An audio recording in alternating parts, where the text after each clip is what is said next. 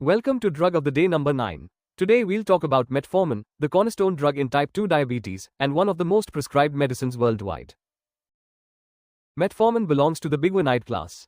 Its main action is to reduce hepatic glucose production by inhibiting mitochondrial respiratory chain complex 1. This increases the AMP to ATP ratio, which activates AMP-activated protein kinase, AMPK.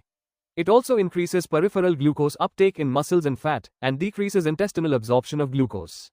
Since it has no effect on pancreatic beta cells, it does not cause hypoglycemia when used alone.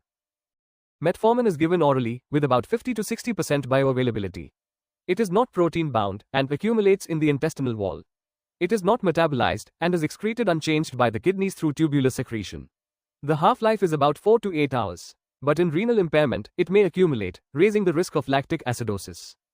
Metformin is the first-line drug for type 2 diabetes mellitus. It is especially useful in obese patients, since it is weight neutral or may even cause slight weight loss.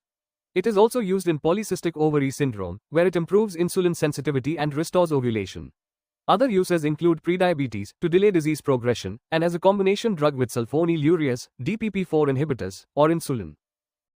The most common side effects are gastrointestinal upset, nausea, diarrhea, metallic taste, and abdominal pain.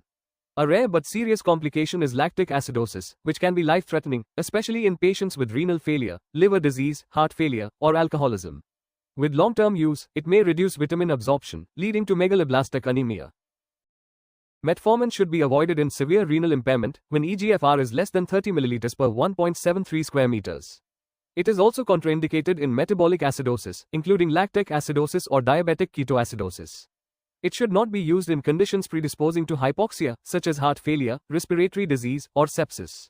It is unsafe in severe liver disease and alcoholism, and it should be temporarily stopped before iodinated contrast imaging or major surgery. Structurally, metformin has a biguanide core, with dimethyl substitution that improves potency and tolerability. Unlike fenformin, which was withdrawn for lactic acidosis risk, metformin is safer due to its pharmacokinetics. Metformin is weight neutral or may even cause slight weight loss, unlike sulfonylureas or insulin. Regular monitoring of renal function and vitamin is advised. Safe in stable heart failure, unlike the withdrawn drug fenformin. That was a rapid revision on metformin. I've attached a one-page summary for your quick review. You can download it directly from our Telegram channel, link is in the description. Stay tuned for the next drug in the rapid revision series.